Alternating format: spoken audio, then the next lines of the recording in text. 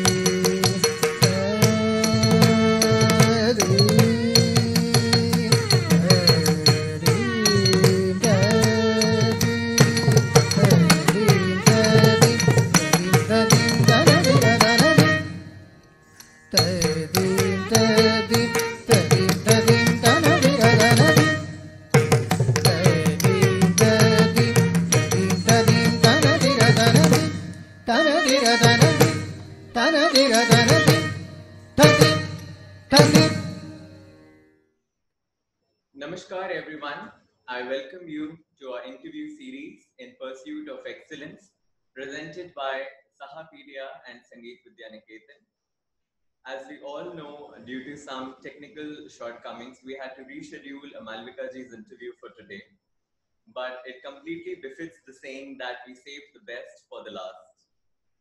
Today we have somebody who epitomizes grace and beauty.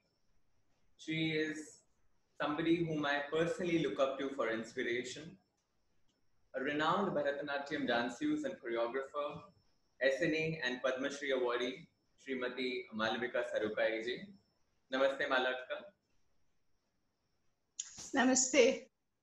Wonderful to be here on such a session where we can talk extensively about dance. It's always inspiring. And actually, I thought, your title, In Pursuit of Excellence. When I started considering, I said, what is excellence? Initially, as a dance student, we think excellence is when we get the Aramandi right or we get the Angashuddham right. And we feel, yes, we are excellent. But in my understanding and over the practice and sadhana of, now about 40, 50 years, I feel that excellence is really a state of mind. And it's a state of mind which we keep on contemplating and reflecting upon. And then we find that excellence, for me, if I look at Bharatanatyam, which is my first and foremost love, I think of excellence as Shruti. As being able to align the body and the mind to Shruti. Then we might ask, where is the Shruti for the classical dancer? The musicians are so very lucky because they have a tampura and they know there is a reference point, and that is such a solid foundational reference point. But we ask ourselves as dancers, what is our Shruti? What is our alignment? And my own understanding, it really is about finding the Shruti inside you. So if we go down the verticals of dance, if we, with sadhana, we are able to slowly work within ourselves, then we find a sense of balance, a sense of centeredness, a sense of alignment, a sense of aesthetics, a sense of something falls in place. And I think that is really where we start touching excellence. Of course, excellence can be understood at different levels. One is not just saying it's only this, but I feel that through these many years of sadhana, it's taken me deeper to touch other levels of excellence Yeah. within the being, within the dancing body.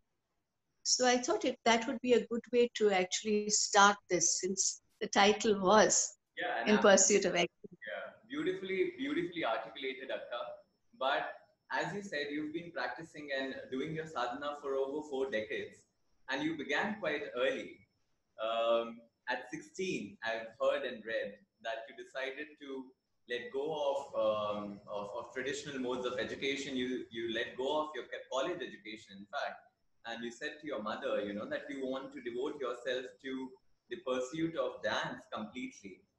So a 16-year-old girl, how does that one arrive at such a confident decision that this is what it is? If you could just take us through your journey. It was really more a decision of, I think, emotion and passion rather than confidence. Frankly, at 16, do I know I can dance? I don't. Do I know my future? I don't. Do I know, is there any guarantee in the classical arts? The answer is no. But what I did know was I loved dancing. That was, I was so sure I loved dancing. And when you think of education in my life, I think dance has educated me more than any formal education. Is going to school and doing exams and college, is that education? We need to ask ourselves, what is education and how is it? Is it only available in schools, or is the home environment a certain education? For me, I think all that was.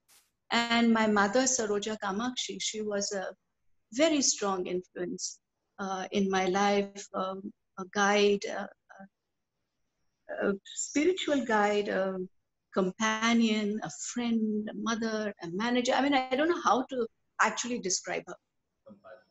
She was devoted to dance. And to Bharatanatyam was she adored Bharatanatyam. So it was with her, her actual motivation I started when I was only 7. And at 7, I certainly didn't know I wanted to dance.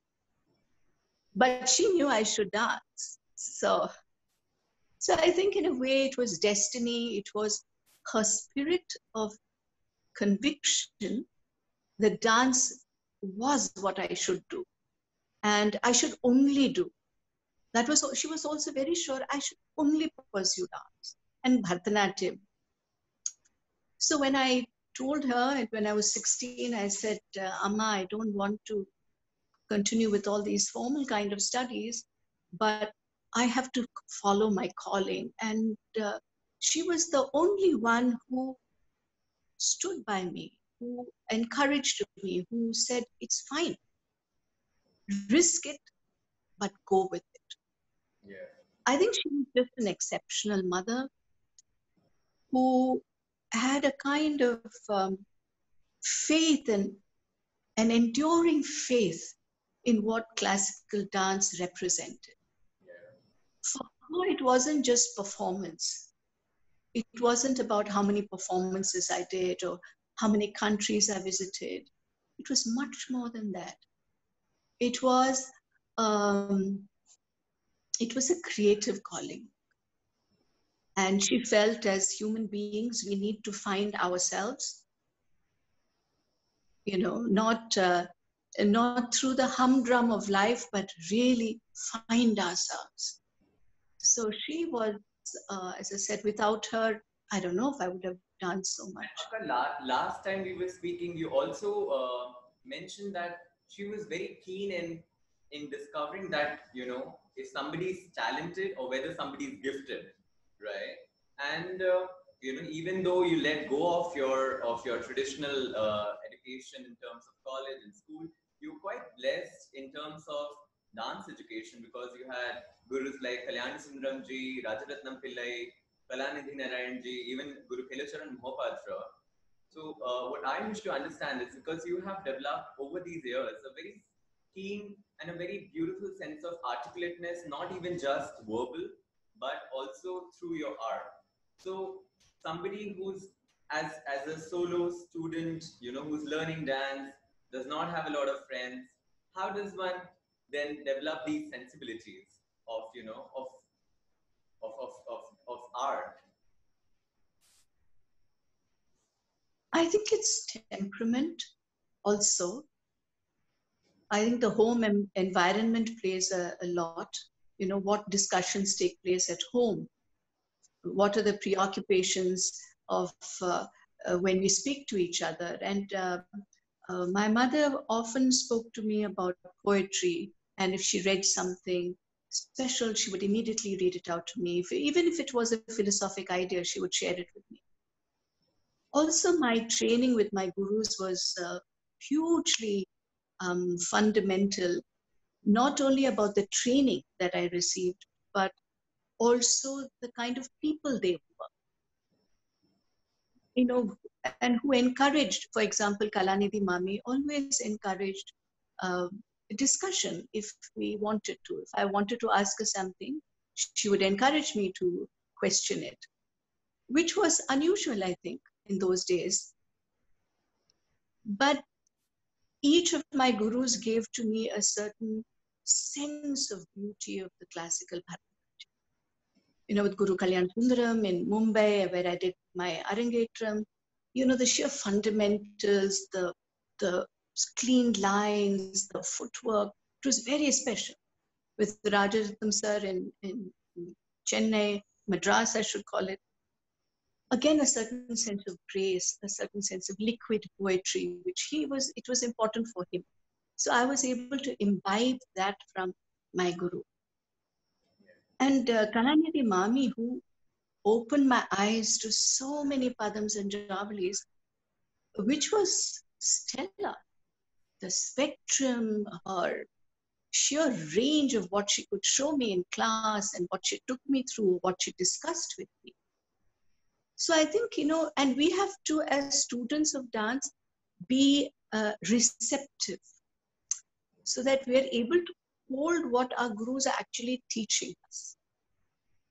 And that we find out only many years later, whether the pot has had holes and everything has gone out, we've actually been able to hold on to what they have said. Yeah, hold on to what they've said. Yeah. So it was many factors, and also one's own keen sense of, I think, observation. This is very important for observation. Even if it's a flower in a vase, it's like, how does it stand? What is its contours? How is it? Or it could be a cushion on a sofa. You still wonder, you look at it, and and aesthetics are constantly a part of it, or is the way somebody walks. So I think dance is observation. I believe so. As I said, this is all only personal, lived experience which I can speak about, but it is observation. Dance is distilling from life, distilling from nature, distilling movement. And if you ask, where is the process of distilling? It's within you. So the process is taking in something. You might be influenced by something you see. And it's wonderful to be influenced. But it's not to take it exact. It is to take it and distill it within, reflect upon it. And then from that, something emerges. Something else emerges, Yeah. That is the surprise, really, of dance. I think that sets poetry and prose apart. In poetry, there's the essence of what you see. Rebecca, there's this very interesting thing which I want to ask you as a dance student myself.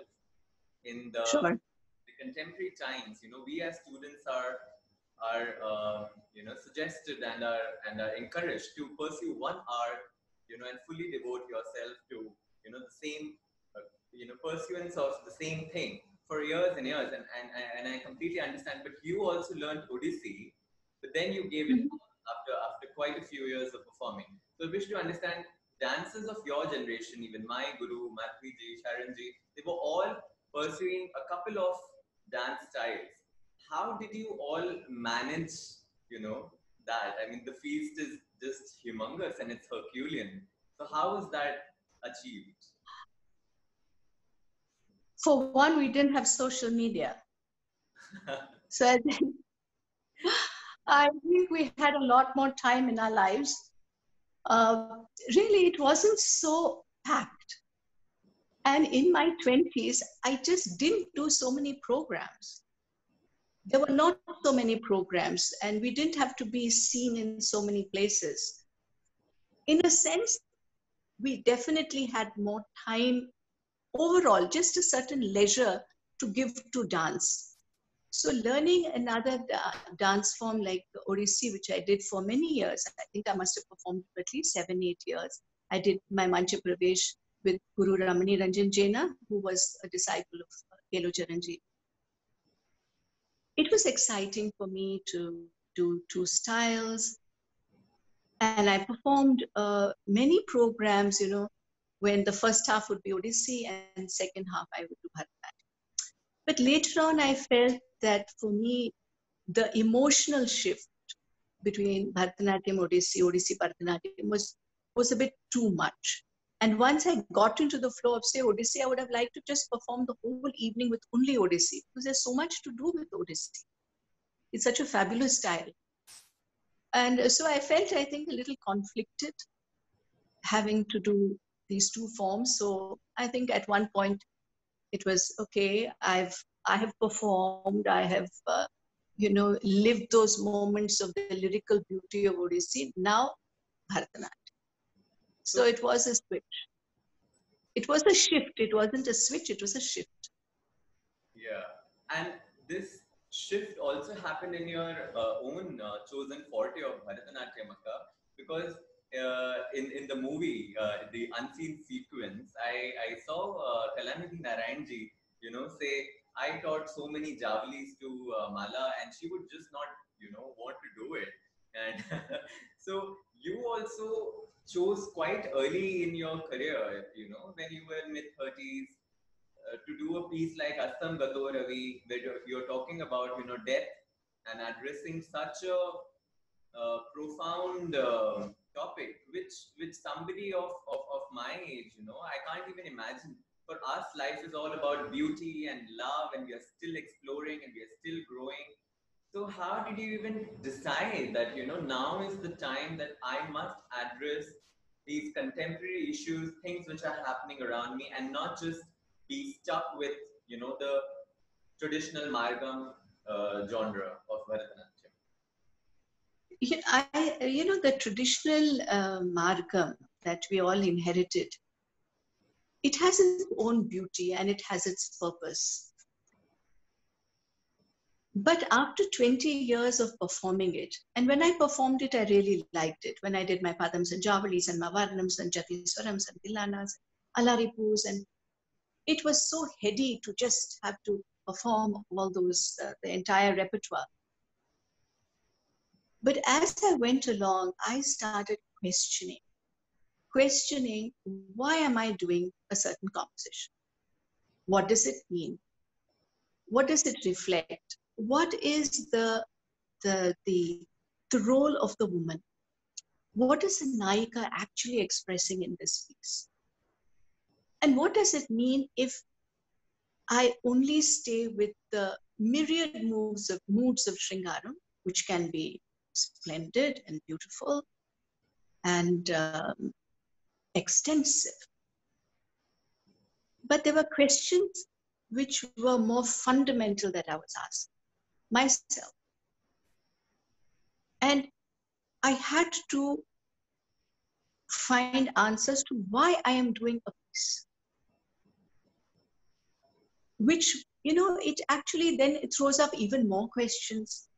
Then you start, questioning many more things. You start questioning history, you start questioning the entire way classical Bharatanatyam developed. And as you go through these multiple questions and self-doubt, there is a lot of doubt. Sometimes there's even confusion because the path is not clear. You are wondering, am I doing this? Why that? Then I started trying to stay close to what I believed dance was. So it was a movement away from Shringara Padams, because just to keep the woman as a Nayika with her myriad moves was, in a sense, limiting for me. These are all very personal observations, and did not give me the dimension that I felt classical dance and my dance could do, could speak about. So I felt a certain confinement. And not only that, I could see the horizon far beyond. So there was the excitement of saying, oh my gosh, I see something else. I wish I could do that and that and that. So it's like, sometimes it's like, just not being sort of held back or harnessed in some way and not allowed to like run free on the meadows. So these were, but now it sounds, I can say it easily, but I can assure you, when I was going through that churning, when I was going through all my self-doubt, and of course I spoke to my mother a lot about Bhakti Shringaram, what does it mean? These were big questions for me.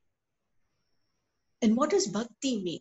So there were multiple things I was looking at, and with time, as I said, I started gravitating towards a piece like Asnam Gato, when the poet says, the sun has set. It's so poetic because there are so many multiple interpretations to that one line. And I spoke of the old woman on the ghats of Varanasi, on those lonely, somber steps. When she says, the sun has set, the life has gone out of my life, because in front of her, she says, she sees the burning ghat, the burning of her son, who is no more. This young son, like a young tree, he was cut off in his prime.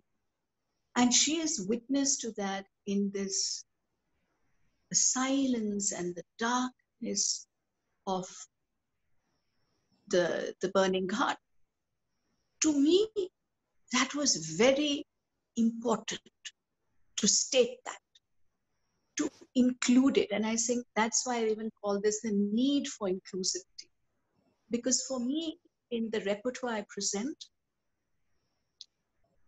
I wish to bring to the viewers, bring to the audience, these other aspects of life which inform my dance, which are a part of my dance and which are a part of my mainstream dance.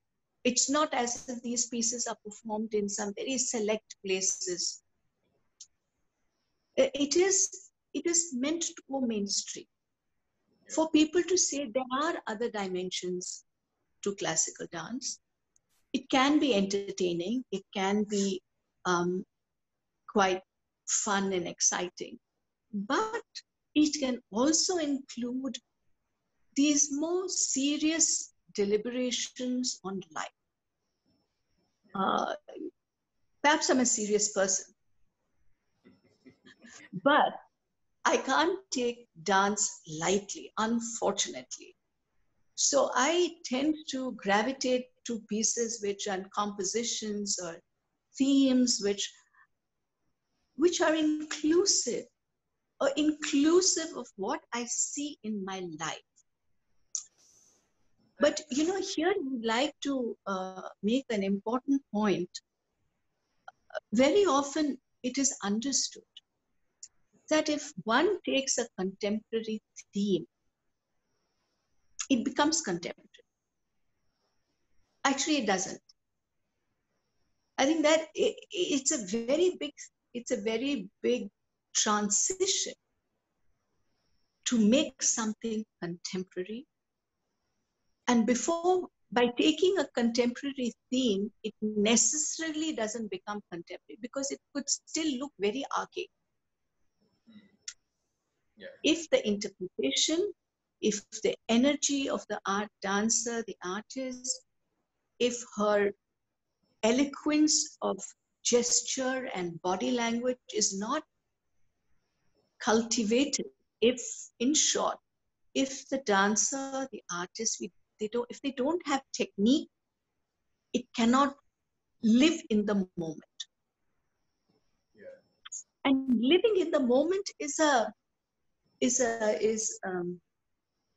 palpable feeling. It isn't an intellectual thought. It's not an idea. Living in the moment is present tense. It's here. So for that is why I urge dancers to say, find technique. Technique is like the first key. Of course, there are many keys, but technique is one key.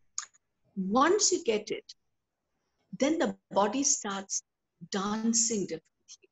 And Akka, since you're So, talking about technique, if you can just emphasize, you've often spoken that technique is paramount to understanding the dance and to achieving excellence. When you talk about technique, is it just the physicality? It's a state of mind. What do you mean by technique? okay, I can definitely say technique is like not only Angashuddhi. It is not only Aramandi. I'm only talking of Bharatanatyam, and dancers can apply it to their own art forms. Technique is more than that. Technique is about understanding the body itself, understanding one's own body. Technique is about ownership of the dance, that it inhabits the dancer. Technique does necessarily come, I believe so, unless one is a genius, with a lot of practice, with a lot of very rigorous practice, which can be tiring, which can be exhausting, you might at some point say, oh, I don't want so much technique, it's okay. But if we go in that direction, we find a certain ease with the body, and then the body is able to, when I say body, I mean being, is able to express many more complex things easily. Then it becomes like effortless. So then with technique, if you have an idea, with a few drafts, you might be able to translate it into a dance movement. Because again, I think in my experience, it's very difficult to have a theme and translate it into a dance movement, especially if one is not working with the margam. Because with the margam, we have certain structures. It's so nice. After many months, at one point, I started practicing the Varnam. And it was such a nice feeling. Because the structure was so there. It was so in my body. I was just drifting in and out of that Varnam, and it was like homecoming. It was so comfortable, which made me realize that the newer pieces which I do are really challenging, because there is no structure, there is no format, and everything is a trial and error with 100 drafts. And there's one thing I would, and when we're talking about technique, just to say that I believe that technique disguises the dancer and reveals the dance. It is so beautiful. When you think of it, that it can actually disguise the dance, and then that is the dance. I think that is when, technique that is dance. Technique technique is the Sorry? We were talking about Shruti. I think technique is the Shruti for dance, I guess. It is, you know, it's it's a bit elusive because it doesn't come easy, and you have to like go at it like non-stop, even to get a bit of technique. But when you do get technique, it is like, it is bliss. It really takes dance to another level, you know. And then it's such a pleasure to dance. And Yes. mention this word, getting comfortable. So there's this piece I would like to talk about, and there are several issues which come out of it. Hanuman, Okay. you again did, you know, and it is not. I mean, yes, it's a traditional mythological character, but then Mm-hmm. you know, I mean, when one sees a female performer, she's petite, she's beautiful, you know, let her do the Shringara-based Varnams and, you know, let her pine for the Lord. But you chose, you know, let me be a man, not just a man, let me be a monkey god who can leap, who can, you know, pick up his tail. So with that, you're very subtly also breaking certain gender barriers. But I mean, what was the need to get out of that comfort zone and, you know, take up such characters and live such lives?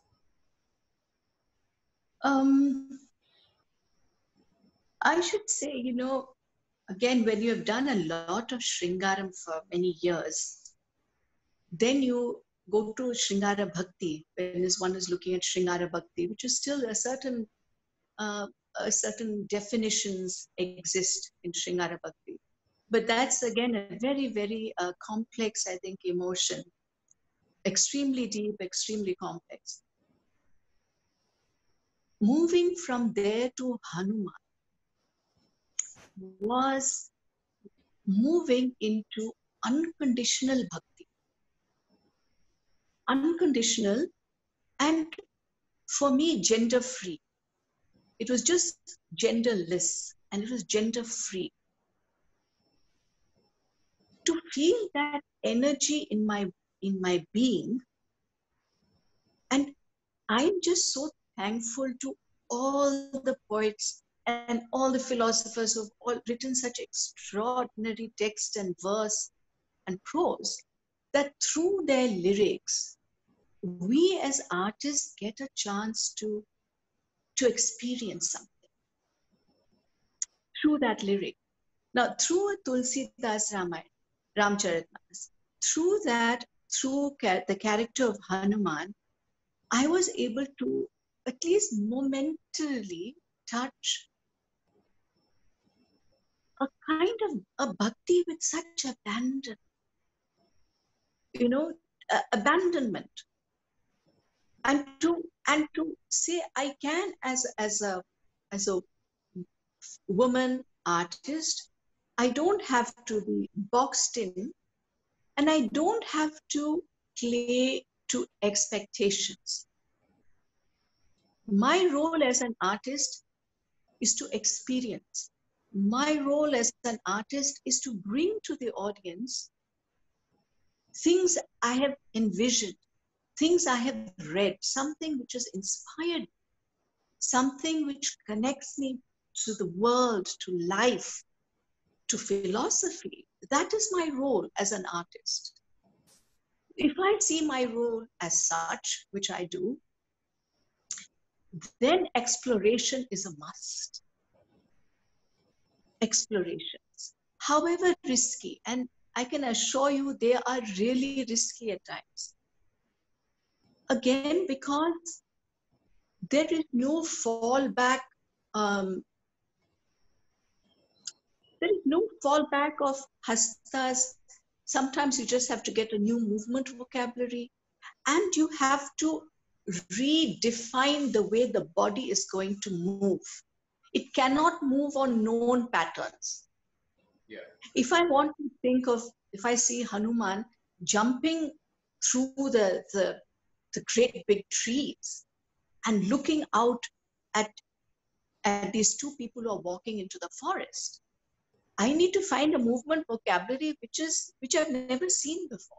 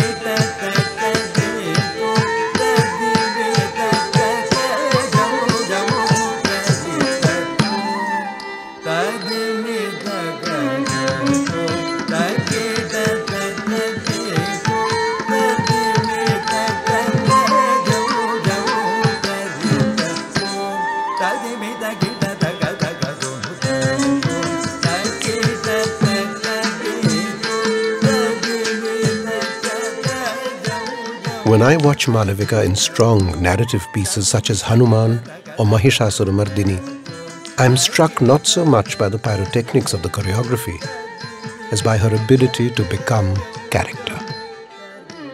There is no doubt in my mind as I watch this that I am in the presence of Hanuman, the playful monkey god.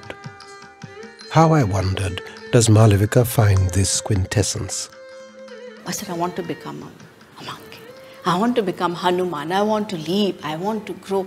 I want to be curious. I want to be wonderstruck. I want to do all that. I want to transform. I want to enter this character. The first time I kind of really danced it. I told my mother I was rehearsing. And she was sitting in rehearsal and I was trying to do Hanuman and, I was getting the leaps right. I was getting my movement right. I was getting, him looking through the grove, the trees. I mean, I was getting all that. But something was not coming. And I still felt, I'm not there. And then at one point, as I was doing my choreography, I did that. And I picked up my tail. And the moment I could physically feel it, I could feel that tail, and then I draped it on my hand. And I walked. I said, now I'm there. So it really also demands a lot of imagination. Imagination to say it's okay to risk. Without risk, it's a personal feeling that without risk, you don't discover as much, perhaps because you pulled back. So, there were these reasons I did Hanuman, and somebody did ask me, why am I doing such a piece? To which I thought, I was actually taken aback. I wondered, why would somebody ask an artist, why are you doing this? Obviously, because I love it, right? I must adore that piece, otherwise I wouldn't have sat for hours, even, thinking of it, the music, and, it takes a lot to create a piece. Yeah. And here, perhaps I should just mention that in all the new work that I do, when I'm finding new themes and structures, I spend hours and hours working on the music.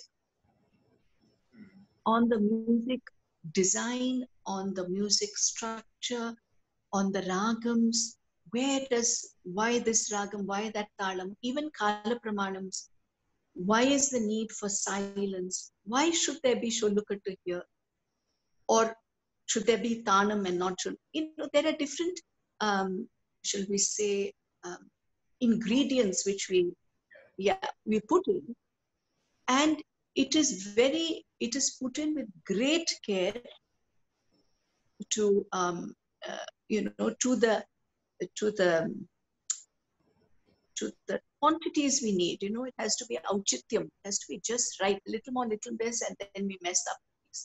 So also with my musicians, when we rehearse, my musicians would acknowledge that I rehearse a lot.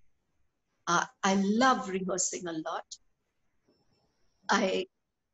Rehearsing is, I was saying somewhere else, is as important as performance. Yeah. So the quality of rehearsal has to be, if not better than performance, at the level of performance. And once we're able to get to that level of living the dance, then the dance is that much more transcendent. Absolutely, I agree with you.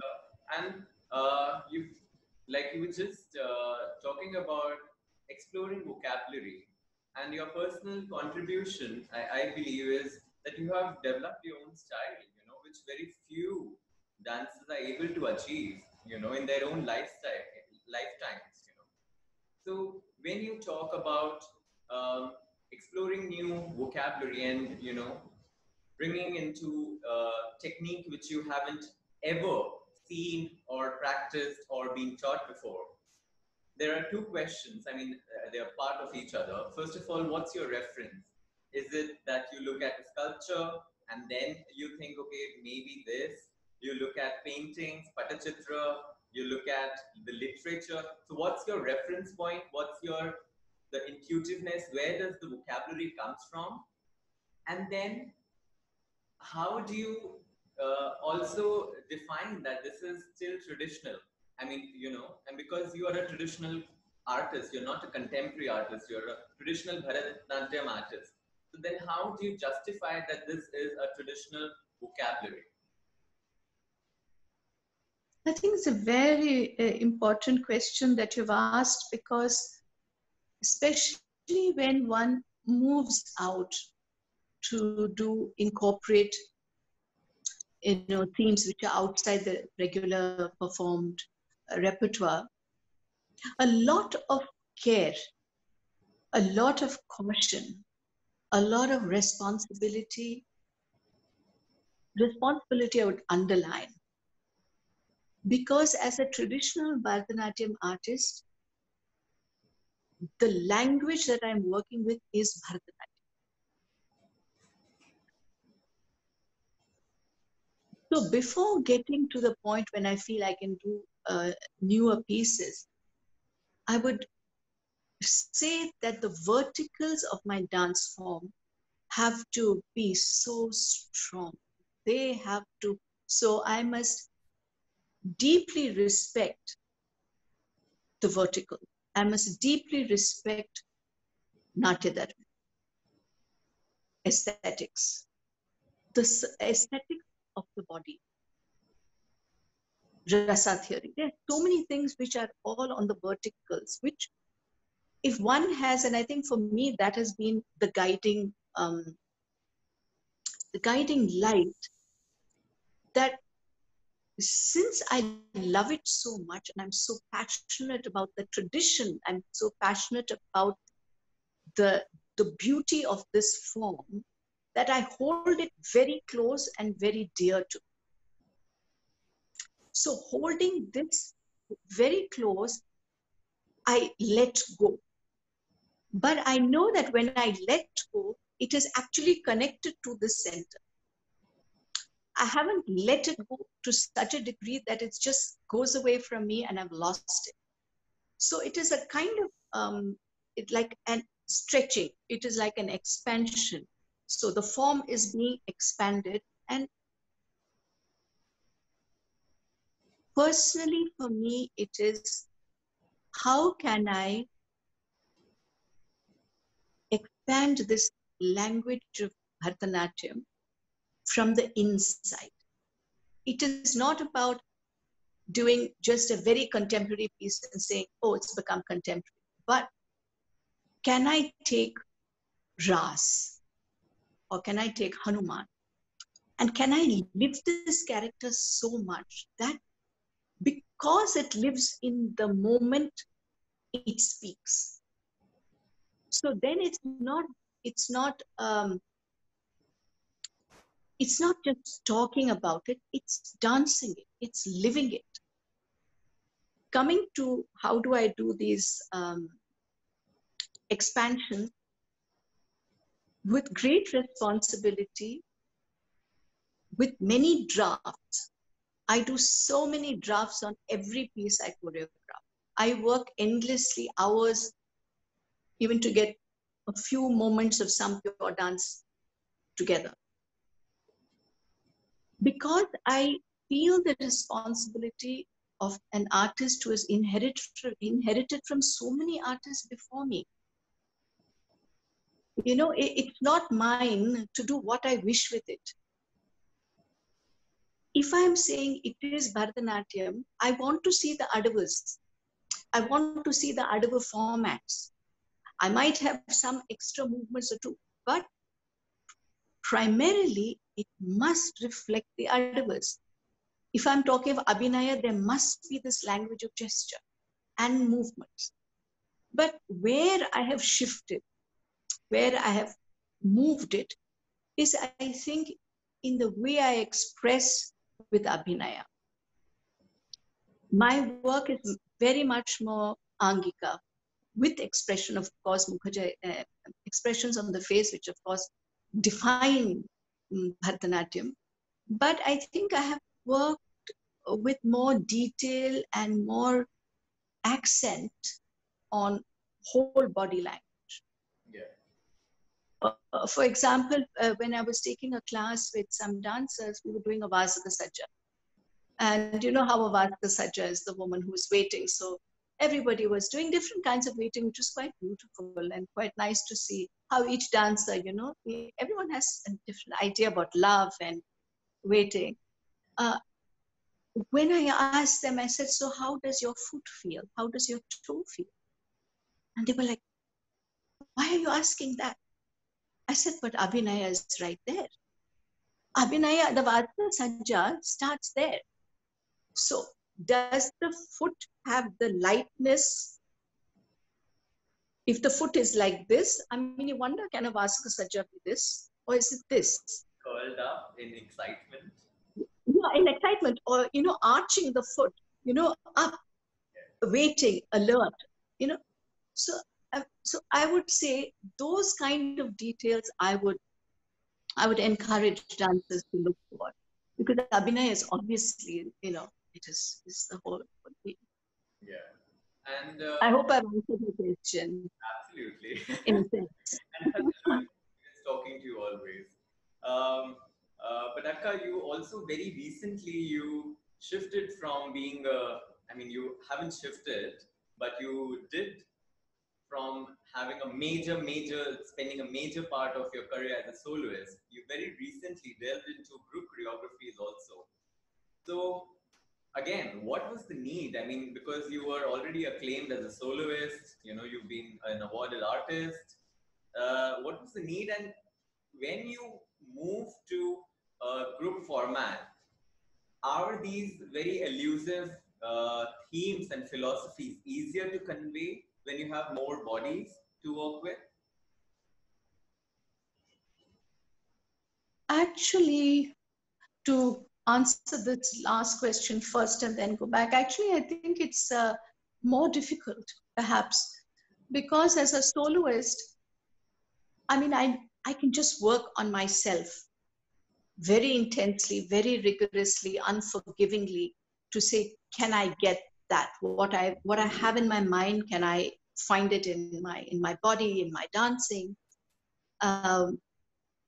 So I think, you know, working with group. Now, why did I work with a group for Tari the Loom? One of the pieces which I choreographed was again by chance. Life is so much by chance. Actually, a lot of my life has been by chance, but we'll come to that later. Tari. Because I was reading an article by a sociologist, Cultre, and she had described the whole sari in detail, and she was talking of the Viva community, etc. But as I sat in my courtyard and read this, somehow for me it was instantaneous that I knew I could see somehow the dance, and I could see it as a group. I could not see it as a solo.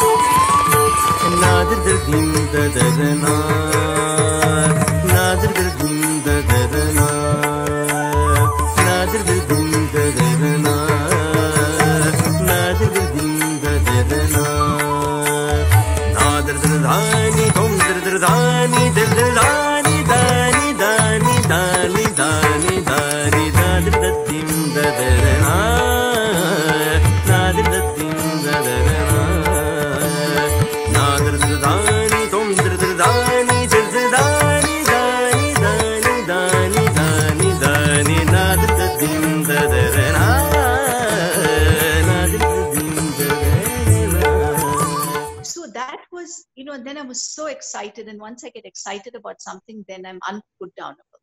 So then I have to go and I have to find the music, and Chandran was very kind to give me music, and Aditya Prakash did some music for me.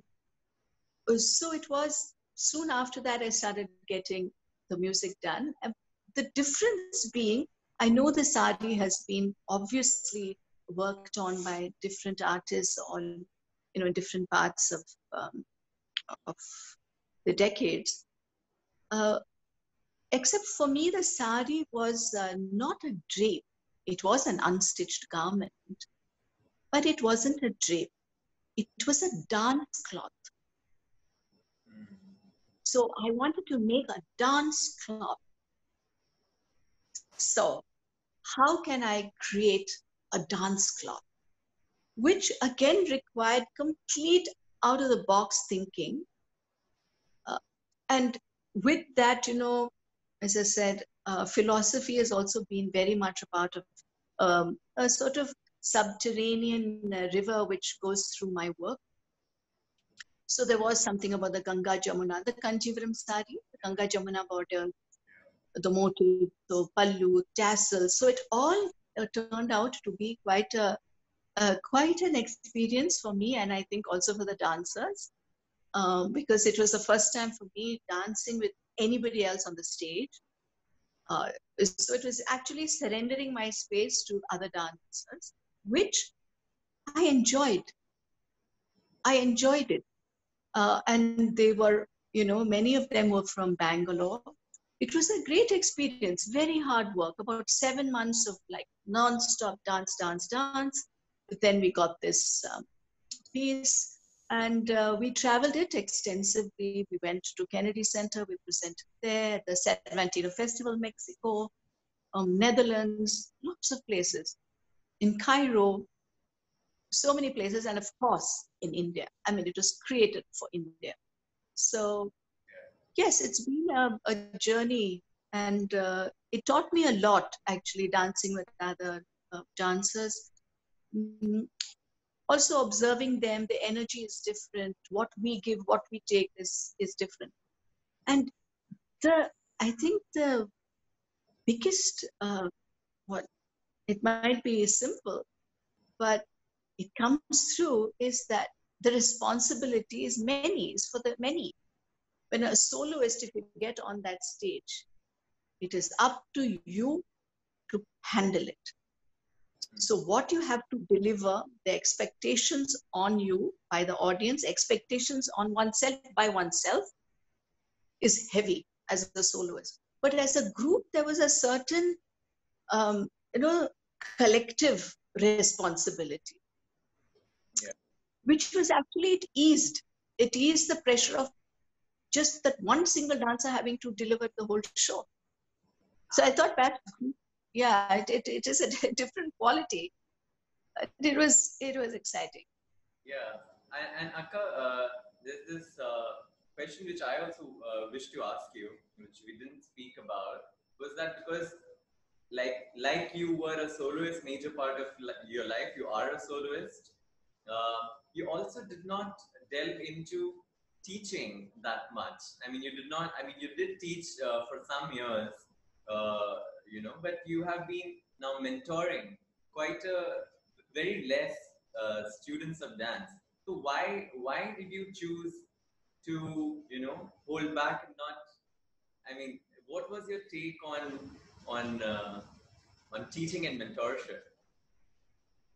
Yeah, before we go there, I thought I should just forgot to mention in the last point, that actually my influences to my dance, I draw a lot from miniature painting and sculpture.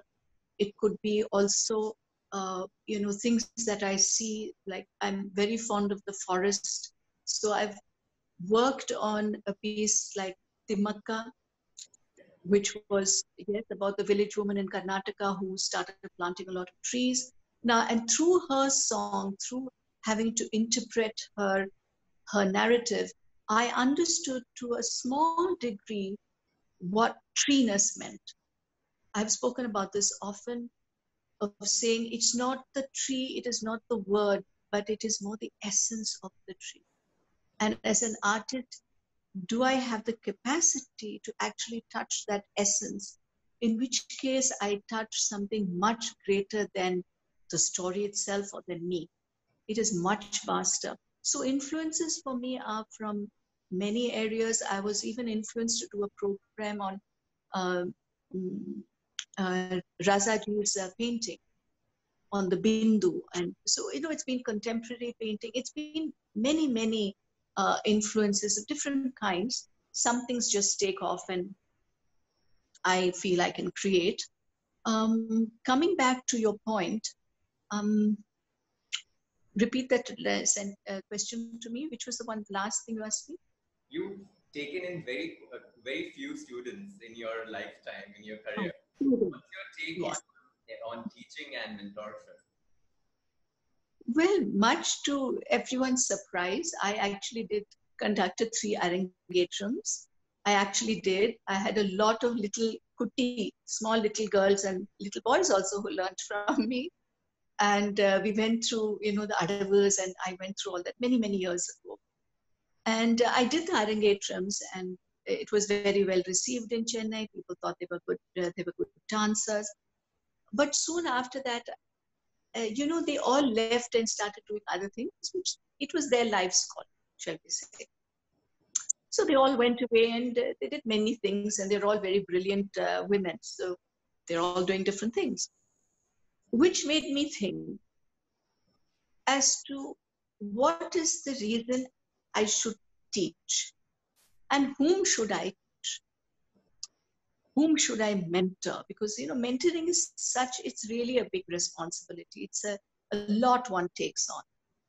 So after having this experience of students and classes, every Saturday, Sunday class, the regular kind of classes, and everything. And then I just closed. I said, no, after those classes, I said, I've done.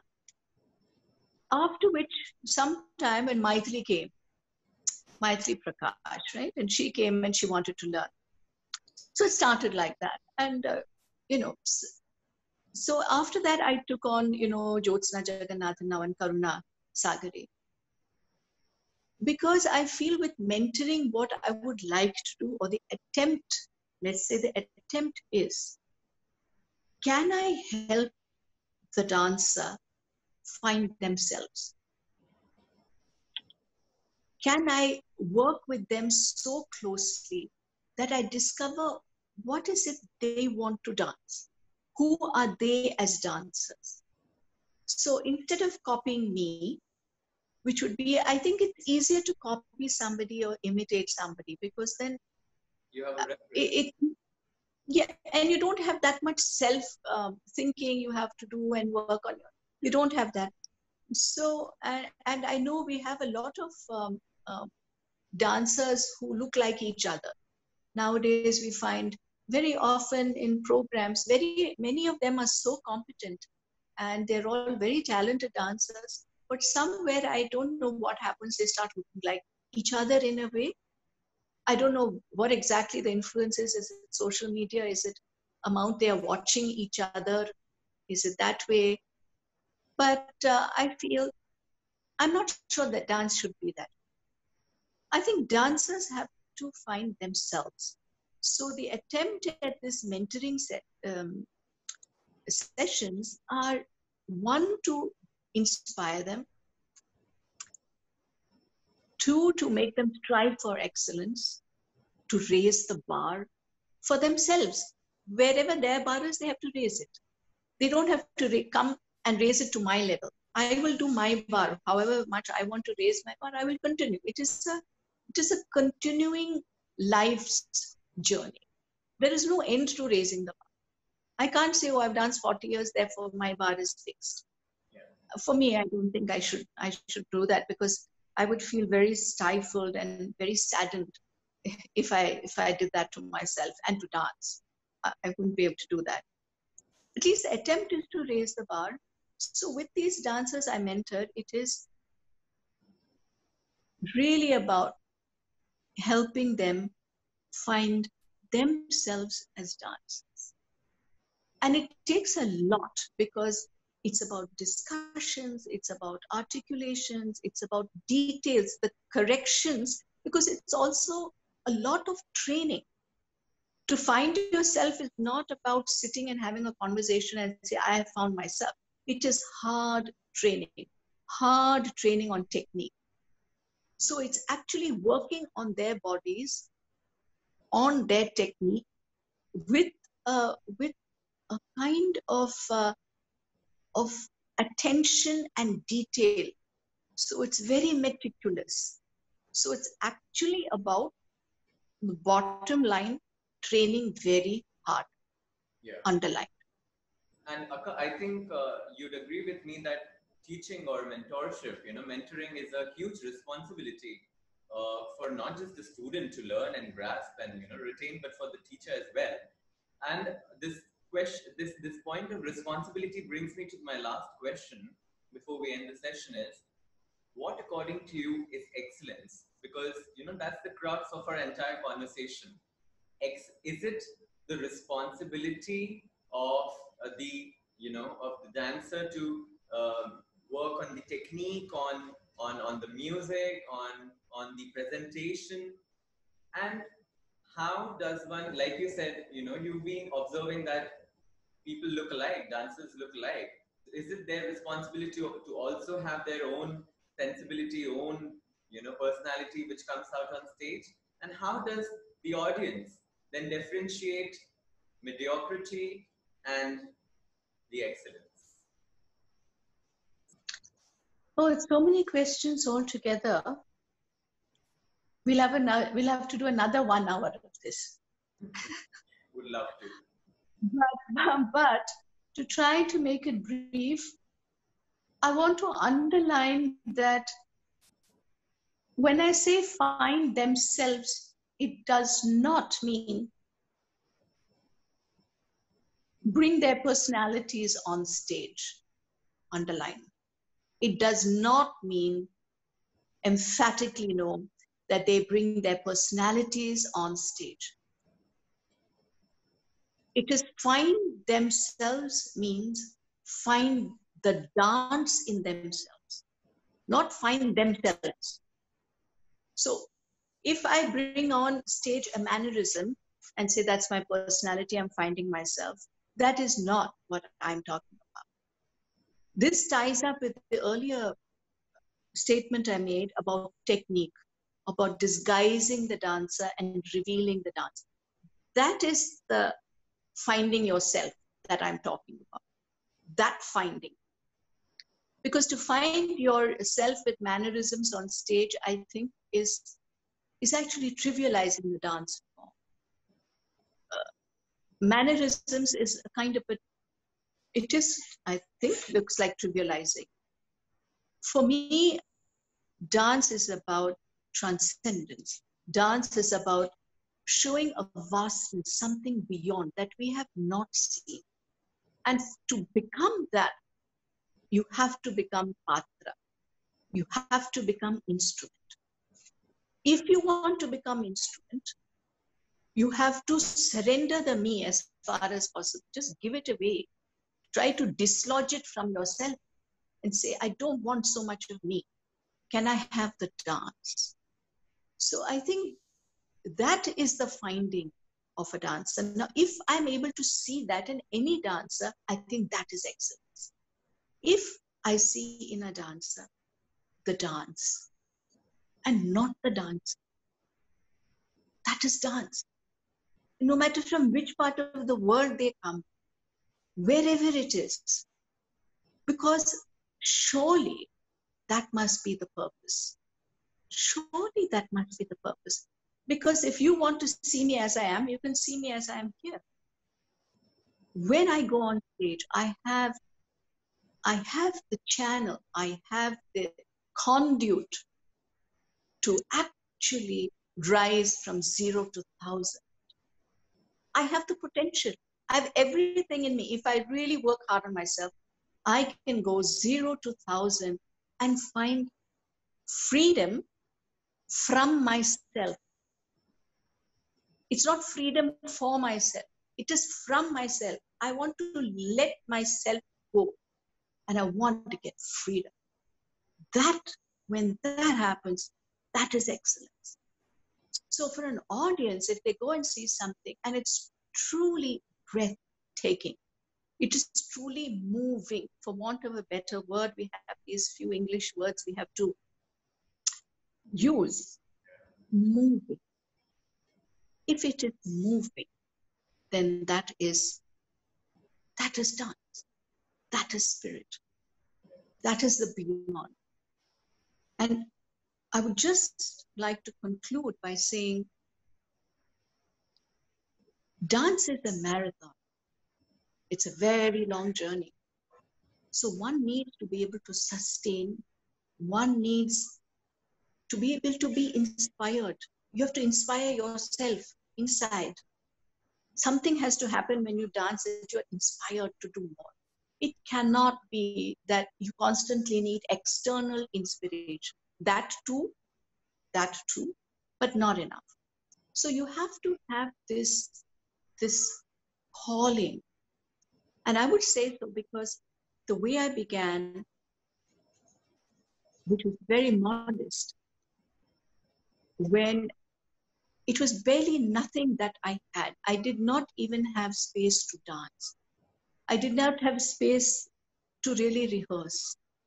So my mother and me lived in a very, very, very difficult situation, very troubling times. But what kept me afloat was dance itself. So there were years and years and years of struggle. It wasn't, success is not one, for some people, I think when they are born into wealth, it's different. It gives a certain, backing. Yeah. Entitlement and also a certain backing, it's easier. But, dance can reside in so many people. And they're all not so fortunate. They're all not so wealthy. They're all not so networked. But I believe, importantly, and that is my end point, if the dancer finds the delight within, we can sort of see ourselves through some trying times as in now with COVID, when we're all at home and we're all so, so sort of trapped in a way, trapped with our feelings, trapped with so many things, that if we can find the delight in the dance, even a little drop, a little bit, it just keeps you going, day to day. Yeah. And there's this beautiful saying I read.